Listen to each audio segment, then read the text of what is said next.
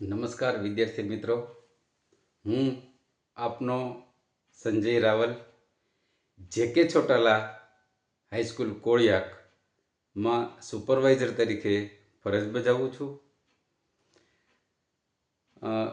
પરીક્ષા નજીક આવી રહી હોય, ક્રમશઃ આપણો જે આત્મવિશ્વાસ છે એ આત્મવિશ્વાસ ડગમગતો હોય છે. આ આત્મવિશ્વાસને ટકાવી રાખવા માટે, તેમાં વધારો કરવા માટે આપણે શું કરવું જોઈએ? સૌપ્રથમ તે બાબતે થોડી આપણે સોનેરી શબ્દો દ્વારા ચર્ચા કરીએ. પ્રથમ આવે છે કે ધ્યાન. ધ્યાન એટલે શું? તો કે એકાગ્રતા કેળવવી. આઈન્સ્ટાઈને તો ખૂબ સરસ કહ્યું છે કે એકાગ્રતા એટલે શું? તો કે ભાઈ એક જ બાબત ઉપર ધ્યાન કેન્દ્રિત કરવું. કોઈ એક વસ્તુ ઉપર, એક મુદ્દા ઉપર સતત મગજને કોન્સન્ટ્રેશન આપણે આપીએ છીએ તો કોઈ પણ અઘરી બાબત હોય તે આપણી માટે એકદમ સરળ બની જાય છે. તે માટે આપણે જોઈએ કે ભાઈ ધ્યાન સાથે અધ્યયન કેવી રીતે કરી શકાય. તે માટે આપણે વિચારીએ, સમજીએ. એ માટે હું એક બે આપને ઉદાહરણ આપું કે જ્યારે કૌરવ અને પાંડવ બંનેની ગુરુ દ્રોણે એક સાથે જ્યારે પરીક્ષાનું આયોજન કરેલું કે ભાઈ ઝાડ ઉપર એક પક્ષી છે અને એ પક્ષીની આંખ જે છે એ આંખને વીંધવાની છે. ક્રમશઃ એક પછી એકને યોદ્ધાઓને ઊભા કરતા જાય છે અને પૂછતા જાય છે કે ભાઈ તમે જ્યારે તીર કમાન કરો છો ત્યારે તમને શું બતાય છે?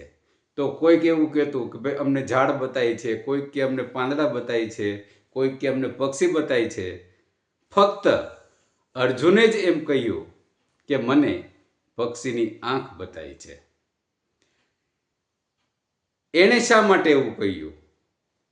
કે ગુરુ દ્રોણે એમને શું કહેલું કે ભાઈ તમારે પક્ષીની આંખને વીંધવાની છે. એટલે 100 કૌરવ અને 5 પાંડવો, તેમાંથી આ એક જણાએ જ ફક્ત પક્ષીની આંખ ઉપર જ ધ્યાન કેન્દ્રિત કર્યું. આવો જ બીજું એક ઉદાહરણ હું આપને કહું કે ભાઈ એક રાજાએ ખૂબ જ કડકડતી ઠંડીમાં પાણીનો આખો એક હોજ ઠંડા પાણીથી ભરી દીધો અને નગરના દરેક નાગરિકને તેની અંદર નાહવાનું કહ્યું. તો દરેક નાગરિક ઠંડીથી ધ્રુજતા અંદર પડે, બહાર નીકળે, અંદર જાય, બહાર નીકળે, નાઈને બહાર નીકળે. એમાંથી એક આવો અર્જુન જેવો જ એક નાગરિક કે જે ઠંડા પાણીની અંદર જાય છે અને ઠંડીથી ધ્રુજા વગર બહાર નીકળે છે. તો રાજા એને પૂછે છે કે ભાઈ તને ઠંડી ન લાગી? ત્યારે તે નાગરિક એવું કહે છે કે ભાઈ જ્યારે હું તે ઠંડા પાણીના હોજમાં આવા શિયાળાની કડકડતી ઠંડીમાં પડતો હતો ત્યારે મારું ધ્યાન સામે જે એક મસાલ સળગતી હતી તે બાજુ જ હતું. એટલે એ મસાલ તરફ જ મારા લક્ષ હોવાને કારણે મને આ ઠંડી જે કોઈ પ્રોસેસ છે એની કોઈ પણ જાતની મને અસર થઈ નહીં. આ જે ધ્યાન અને એકાગ્રતાના ઉત્તમ ઉદાહરણો છે. આ બંને મુદ્દાઓ ઉપરથી, બંને શોર્ટ અને સ્વીટ બાબતો ઉપરથી આપ વિચારી શકતા હશો કે ભાઈ કોઈ પણ એવા જટિલ પ્રશ્ન હોય તો જટિલ પ્રશ્નને એકદમ ધ્યાનથી એકાગ્રચિત્તે જ્યારે વિચારીએ છીએ ત્યારે આપણું અનકોન્સ્ટન્ટ જે માઇન્ડ છે એ માઇન્ડ તરત જ સજાગ થાય છે અને સજાગ થવાને કારણે જે વસ્તુ તરફથી આપણે ભટકીએ છીએ તે વસ્તુ તરફ આપણે પાછા આવીએ છીએ.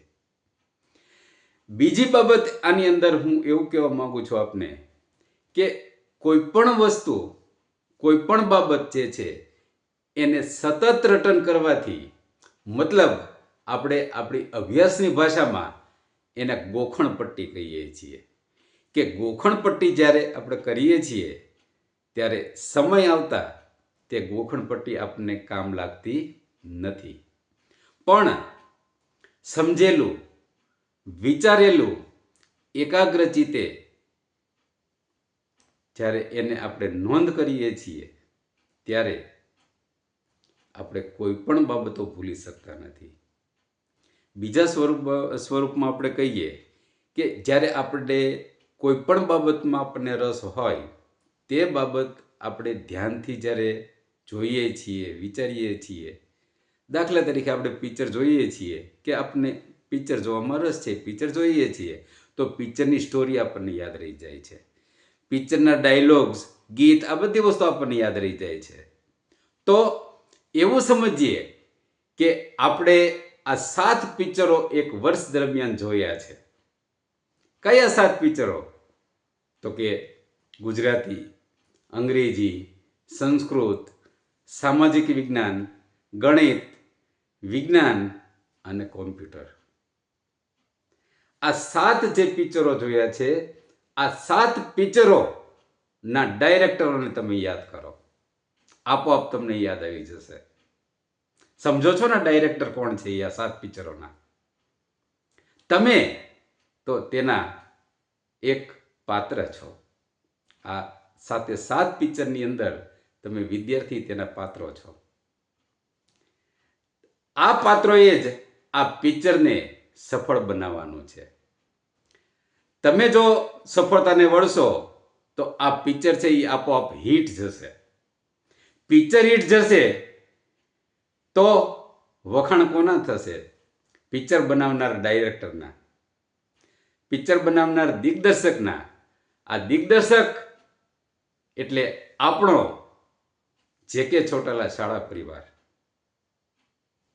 શાળા પરિવારનું પરિણામ ઉત્તમ આવશે એટલે આપણી જે શાળા છે એ શાળાનું નામ આગળ વધશે. શાળાનું નામ આગળ વધતા ઘણો બધો આપણને બેનિફિટ થઈ શકે છે. આપણામાં રહેલો જે વિશ્વાસ છે એ વિશ્વાસને આપણે કોઈ દિવસ ગુમાવવાનો નથી. ગોખણ પટ્ટી તો બિલકુલ કરવાની કોઈ જરૂર નથી.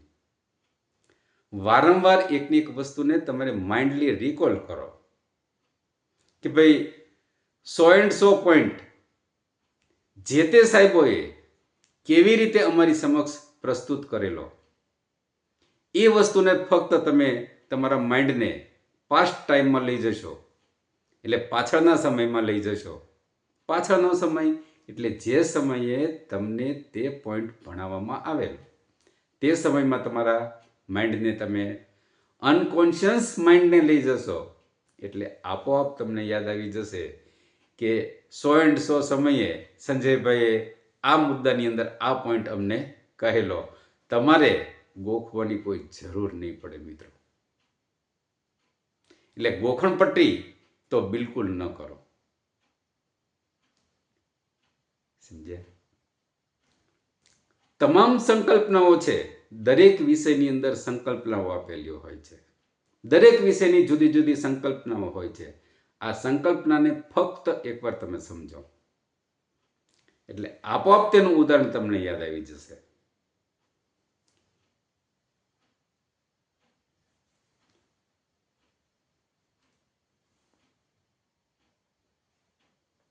એટલે આ તમામ બાબતો છે એની જ્યારે તમે સમજપૂર્વક તમે એનો અભ્યાસ કરો છો, વિચારો છો, અનકોન્શિયસ માઇન્ડને જ્યારે તમે તેની અંદર સંપૂર્ણપણે ડૂબાડો છો, ત્યારે આપોઆપ તે તમામ જે વિષય વસ્તુ છે એ આપણને યાદ રહી જાય છે. કારણ તમારું, અમારું, આપણા વાલીઓનું, દરેકનું માઇન્ડ તો એક સરખું જ છે. માઇન્ડમાં કોઈ ફેરફાર નથી. ફક્ત વિચારવાનો જે સમય છે એ સમય આપણે જુદા સ્વરૂપે તેની નોંધ કરીએ છીએ. જ્યારે આપણે વાંચતા હોઈએ છીએ ત્યારે ફક્ત ને ફક્ત તમે તે કયો વિષય વાંચો છો તેની ઉપર જ તમે લક્ષ આપો. જ્યારે ગણિતના એક્ઝામ્પલ તમે ગણતા હો છો તો એક જ એક્ઝામ્પલ એક રીતનું તમે તૈયાર કરો એટલે તે રીતના કોઈ પણ એક્ઝામ્પલ આવે આપણને આવડવાના જ છે. એની અંદર તો ફક્ત રકમ જ ચેન્જ થવાની છે, કોઈ રીત બદલાઈ જવાની નથી. એટલે આપણે એવું વિચારીએ છીએ કે ભાઈ આ જે દાખલો છે એ ગણિતની અંદર નથી, આ ગણિત અભ્યાસક્રમની બહારનો પૂછાયેલો છે. મિત્રો, અભ્યાસક્રમની બહારની કોઈ વસ્તુ હોતી જ નથી, અભ્યાસક્રમની અંદરની જ હોય છે. ફક્ત પૂછવાની જે પદ્ધતિ છે એ પદ્ધતિમાં ફેર કરેલો હોય છે. એટલે આપણે તરત જ આપણું જે માઇન્ડ છે ને એ માઇન્ડ વિચારવા લાગે છે. આપણે ત્યારે જ અનકોન્શિયસ માઇન્ડની અંદર જવાનું છે. પણ આ બધી જે વસ્તુ છે એ પરીક્ષા ખંડની અંદર પહોંચતા પહેલા પૂર્ણ કરવાની છે. એટલે બહુ લાંબો વિચાર કરવાનો નથી. જેટલું તમે વિચારશો એટલા તમે વધારે ટેન્શનમાં આવતા જશો. તમારો જે આત્મવિશ્વાસ છે એ આત્મવિશ્વાસ ડગમગવા લાગશે. તમારો આત્મવિશ્વાસ કોઈ દિવસ ડગવો જોઈએ નહીં. એવું જ વિચારી લ્યો કે આઈ એમ સુપર્બ, હું જે કરું છું, હું જે લખું છું એ સાચું જ છે. આવું જ્યારે તમે વિચારી શકશો ત્યારે હું નથી માનતો કે તમે અસફળતાને ભરો. સફળતા તમારા કદમો ચૂમતી આવશે. એ વિચારશે કે આની અંદર આટલું બધું સરસ કોણ લખે છે. તમારી સફળતા એ અમારી સફળતા.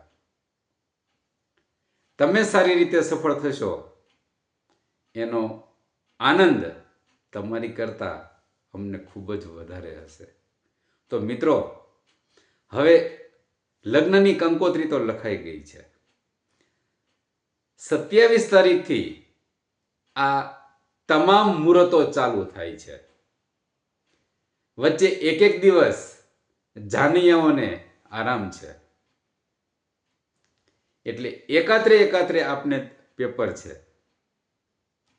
એટલે દરેક પિક્ચર માટે, દરેક વિષય માટે તમને પૂરતો સમય મળી રહ્યો છે. આ સંપૂર્ણ સમયનો સંપૂર્ણ ઉપયોગ કરજો. પરીક્ષા સમય દરમિયાન કોઈ પણ પ્રસંગોની અંદર કુટુંબની સાથે, કુટુંબની અંદર